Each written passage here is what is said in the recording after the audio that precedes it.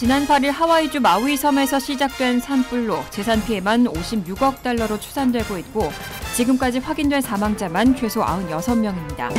어제 인천공항을 출발해 뉴욕으로 오던 대한항공 여객기가 기체 결함으로 회항했습니다. 지난 9일 시카고 인근 크리스탈 레이크시에서 한인 남성이 총으로 일가족을 살해하는 참극이 벌어졌습니다. 7월 중순 미시간주의 농업 박람회에 다녀온 주민이 돼지 인플루엔자 변이 바이러스에 감염됐던 것으로 파악됐습니다.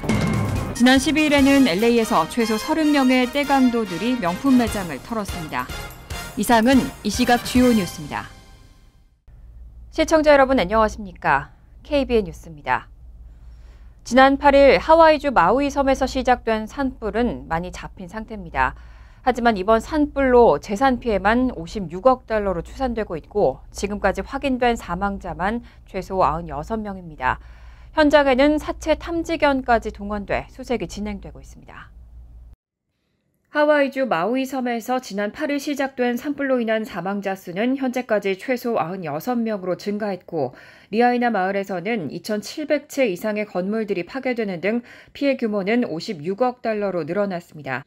조시 그린 하와이 주지사는 지난 며칠 동안 연방정부의 지원 아래 할 수 있는 모든 포괄적 노력을 다하고 있다고 밝혔습니다. 디앤 크리스벨 연방재난관리청 FEMA 청장을 포함해 416명의 FEMA 직원들이 하와이에서 직접 산불 대응을 감독하고 있습니다. 100명 가까운 인명피해가 발생한 산불 현장에는 희생자의 유해를 찾는 사체 탐지견도 투입됐습니다. 수색구조대가 20마리의 수색견들과 함께 시신을 찾고 있지만 실종자들의 휴대전화 신호가 여기저기 흩어져 있는 데다 맹렬한 화염으로 마을들이 황폐화되면서 수색 절차는 쉽지 않은 상황입니다. 탐지견과 조련사들은 불에 탄 건물 잔해를 뒤져 육안으로는 알아보기 어려운 인간 유해를 찾아내는 임무를 수행하고 있습니다.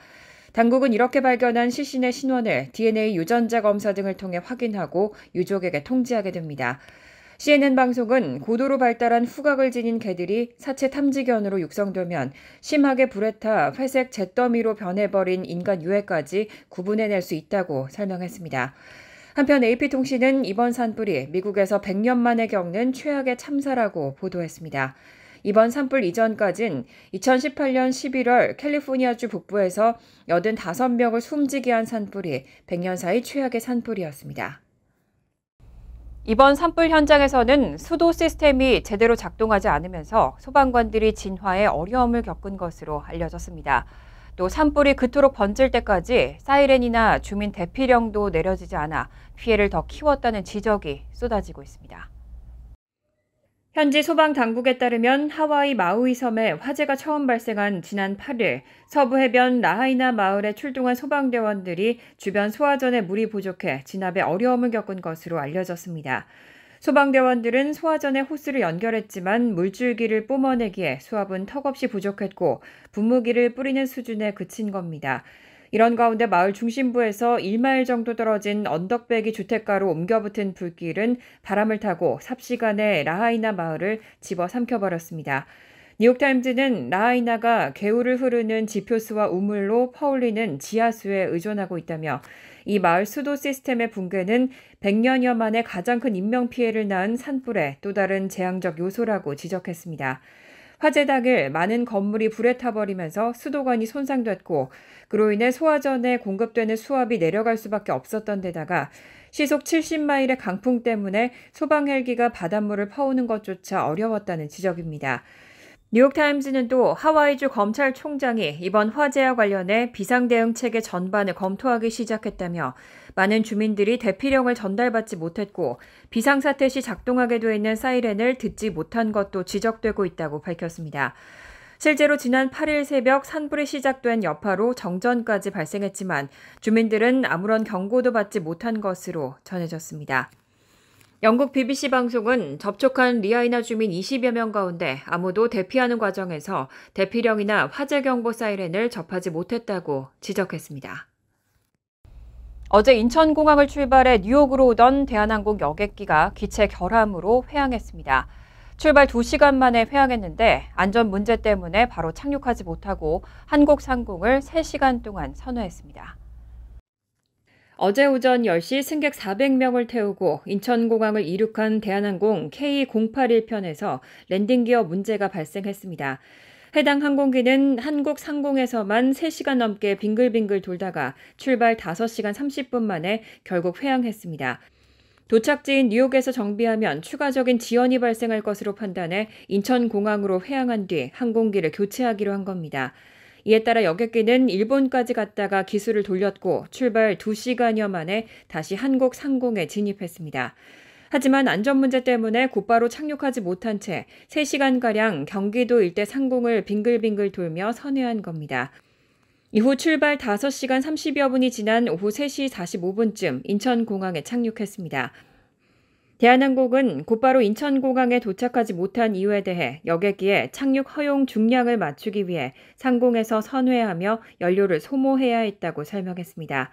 해당 항공편은 동일 기종의 교체 여객기를 준비해 오후 5시쯤 다시 뉴욕으로 출발했고 조금 전 오후 5시 40분경 뉴욕 JFK 공항에 도착했습니다. 대한항공 관계자는 승객 안전을 위한 조치로 불편을 끼쳐 죄송하다며 최대한 빨리 안전하게 승객들을 교체 항공편으로 모실 수 있도록 최선을 다하겠다고 밝혔습니다. 지난 5월 히로시마에서 열린 G7 정상회의 이후 2달여 만에 한미일 정상이 다시 마주 앉을 예정입니다.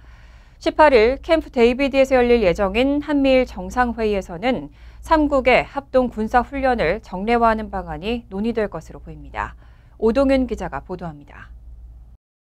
한미일 정상은 오는 18일 바이든 대통령의 별장인 캠프 데이비드에서 3국 정상회의를 갖습니다. 한미일 정상회의는 기존에도 다자간 회의 등을 계기로 여러 차례 열렸지만 독자적으로 3국 정상회의가 개최되는 것은 이번이 처음입니다. 백악관은 이번 한미일 정상회의에서 역사적으로 드문 토론을 하기를 고대한다고 밝혔습니다. 존 커비 백악관 국가안전보장회의 조정관은 한일 양국이 긴밀한 관계를 구축하고 있는 현 상황은 한국과 일본은 물론 미국과 인도, 태평양 지역에도 좋은 일이라고 강조하고 이번 정상회의가 캠프 데이비드에서 열리는 것에 대해서도 의미를 부여했습니다. 바이든 대통령은 취임 이후 30여 차례 캠프 데이비드를 찾았는데 외국 정상을 초청하는 건 이번이 처음입니다. WSJ는 이번 정상회의에서 3국 정상이 각 군대를 아우르는 합동 군사훈련을 매년 개최하는 방안을 발표할 예정이고 정상회의도 연례화할 계획이라고 전했습니다. 또 한미일 국가안보보좌관들은 매년 2차례씩 정기회의를 진행하고 3국 정상 사이 핫라인을 설치하도록 논의할 계획입니다. WSJ는 특히 계획에 정통한 관계자를 인용해 연례 군사훈련은 3국이 실시간으로 레이더와 위성, 무기 시스템을 결합해 탄도미사일을 추적하고 파괴하는 훈련을 포함할 예정이라고 전했습니다. 북한이 탄도미사일 발사 등 도발 행위를 지속하고 있는 상황에서 격추훈련을 통해 억제력을 강화하려는 계획으로 보입니다. 월스트리트 저널은 전문가를 인용해 한미일 관계를 강화하고 이를 되돌릴 수 없도록 만드는 것이 이번 정상회의의 핵심 목표가 될 것이라며 기본적으로 한일 간 화해를 공고히 하는 것이 핵심 목표 중 하나가 될 것이라고 강조했습니다. KBN 뉴스 오동윤입니다. 트럼프 전 대통령은 2020년 대선 당시 조지아주의 투표 결과를 뒤집기 위해 압력을 행사한 혐의를 받고 있습니다. 내일로 예정된 대배심에 증인으로 전 조지아주 부지사 등이 소환장을 받았는데요. 다음 주 초 기소 여부가 결정될 것으로 예상되고 있습니다. 2020년 대선 이후 조지아주 투표 결과를 뒤집기 위해 압력을 행사한 혐의를 받고 있는 트럼프 전 대통령의 기소 여부가 다음 주 초에 결정될 것으로 전망됩니다. 뉴욕타임즈는 이번 사건과 관련한 증인 제프 던컨 전 조지아주 부지사와 언론인 조지 티디가 내일로 예정된 대배심 소환장을 발부받았다고 보도했습니다. 대배심은 검찰이 중대한 범죄에 대해 공소를 제기할 경우 거쳐야 하는 단계입니다.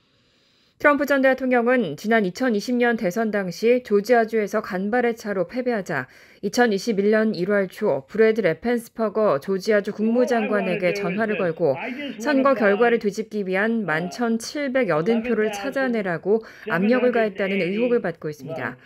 내일 대배심은 이런 의혹에 대한 조지아주 풀턴 카운티 검찰의 수사 자료 등을 검토하고 증인을 신문할 예정입니다. 대법원이 기소를 결정할 경우 트럼프 전 대통령은 조지아주 법원에서 열릴 기소 인부 절차에 직접 출석해 유죄 인정 여부를 밝혀야 합니다.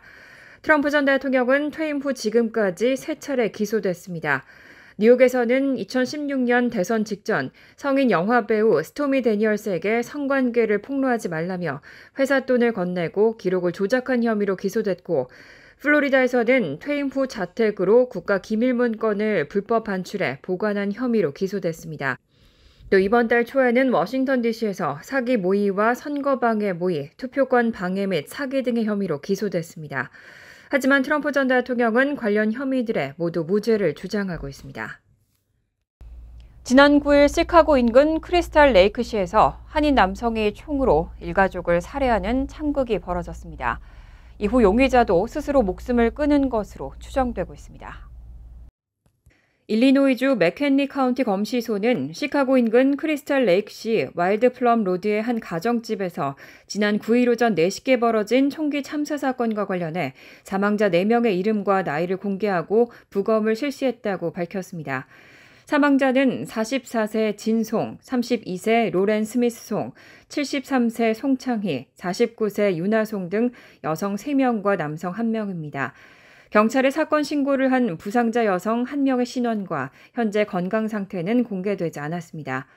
경찰은 가족 간의 다툼이 총기 참사로 번졌다며 이들이 모두 일가족이고 남성 진송 씨가 3명의 사망자와 또 다른 여성 1명을 총으로 쏘고 자살을 한 것으로 추정된다고 밝혔습니다. 가해자와 피해자 등 5명의 신원에 대해서는 한인 일가족과 1명의 백인 배우자일 가능성이 제기됐었는데 사망한 30대 여성인 로렌 스미스 송 씨가 숨진 백인 여성으로 확인됐습니다. 범행 동기와 자세한 사건 경위는 아직 밝혀지지 않았습니다. 신고를 받은 경찰이 현장에 출동했을 때 여성 3명은 이미 숨진 상태였고 나머지 여성 1명과 가해자로 보이는 진송 씨가 위중한 상태로 병원에 이송됐지만 진송 씨는 곧 숨을 거뒀습니다. 시카고 트리뷴은 법원 기록을 인용해 가해자로 추정되는 진송 씨는 1997년 폭행 혐의로 기소돼 1년간 법원 관리 감독을 받은 기록이 있다고 보도했습니다.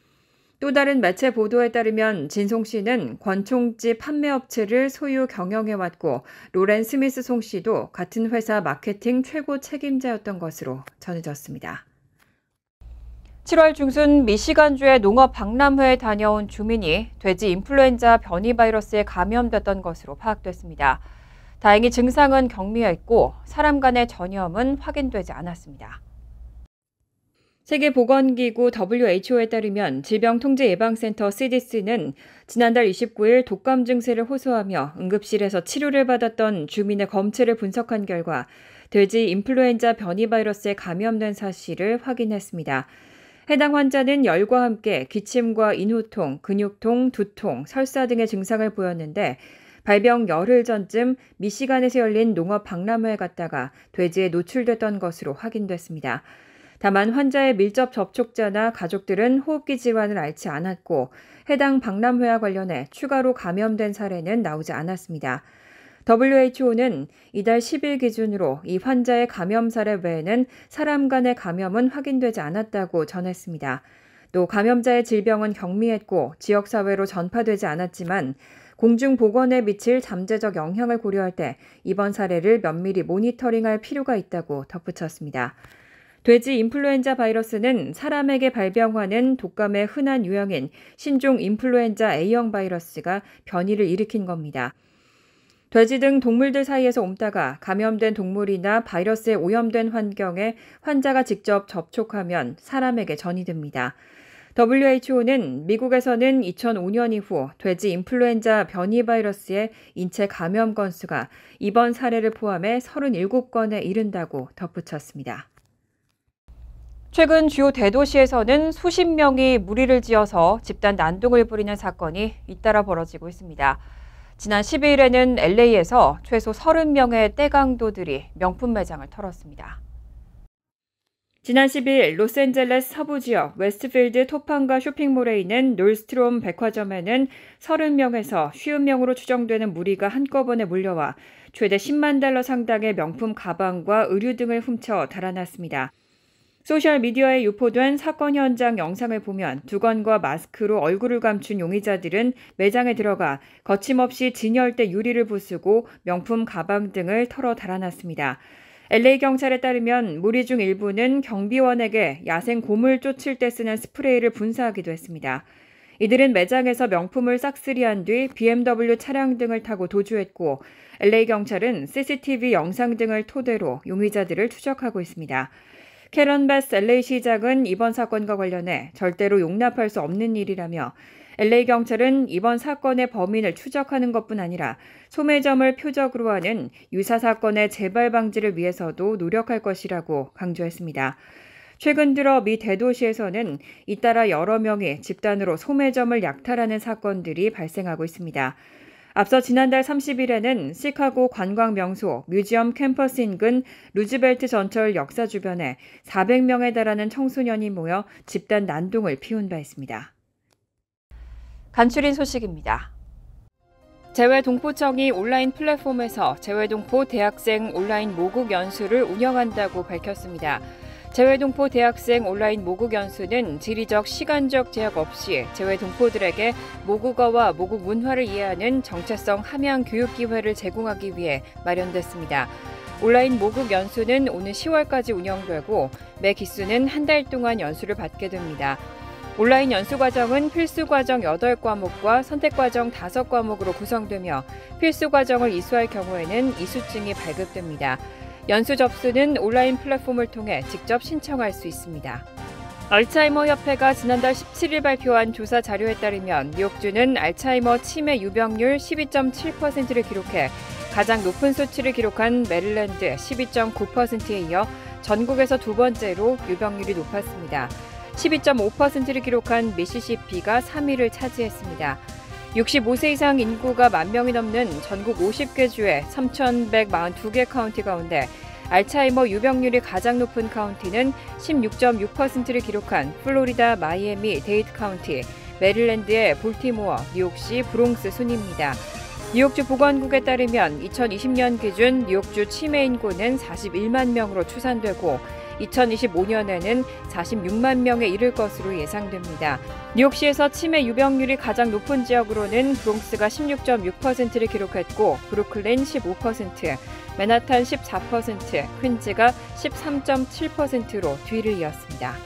지난 10일 미 은퇴자협회는 2021년 기준 메디케어 파트 D 지출액 상위 25개 브랜드 의약품의 시장 출시 후 가격 추이를 조사한 결과 가격 인상률이 평균 226%에 달했다고 밝혔습니다. 2000년 출시된 당뇨병 치료제 란투스는 정가가 739% 올랐고 2002년 시장에 나온 안약 레스타시스는 가격이 330% 올랐습니다. 은퇴자협회는 25개 의약품 가운데 24개가 물가 상승률보다 빠르게 가격이 올랐고 시장에 출시된 기간이 길수록 인상률이 더 가파르게 높아졌다고 지적했습니다. 보고서에 따르면 메디케어는 2021년 상위 25개 의약품 구입 보조를 위해 809억 달러를 지출했습니다. 뉴욕시 의회가 건물주를 대상으로 세입자에게 지역구 선출직 공무원 연락처를 의무적으로 제공하도록 하는 내용의 조례안을 추진합니다. 조례안에 따르면 제공되는 정보에는 정치인들을 비롯해 뉴욕시장과 감사원장, 공익옹호관, 보로장의 정보도 포함되어 있습니다. 해당 정보는 건물주가 세입자와 렌트계약 체결 또는 렌트계약 갱신 시 영어 및 세입자의 요청에 따라 뉴욕시에서 제공하는 공공서비스 언어 규정에 의거한 언어로 작성된 내용으로 제공돼야 합니다. 조례안은 해당 사항을 위반한 건물주에 대한 벌금은 명시해놓지 않았지만 뉴욕시 건물 관리를 담당하고 있는 뉴욕시 주택보존개발국의 규정을 위반했을 경우 건물주는 최대 $10,000, 경범죄 수준의 벌금이 부과될 수 있습니다. 환율과 증권 소식입니다.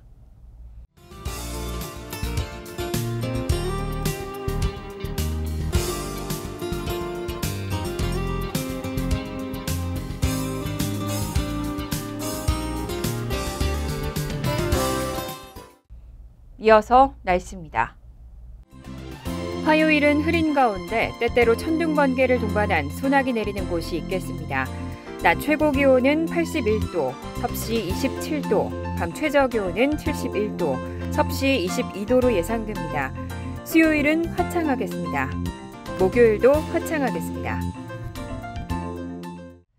이상으로 KBN 뉴스를 마칩니다. KBN과 함께 즐거운 저녁 되시기 바랍니다.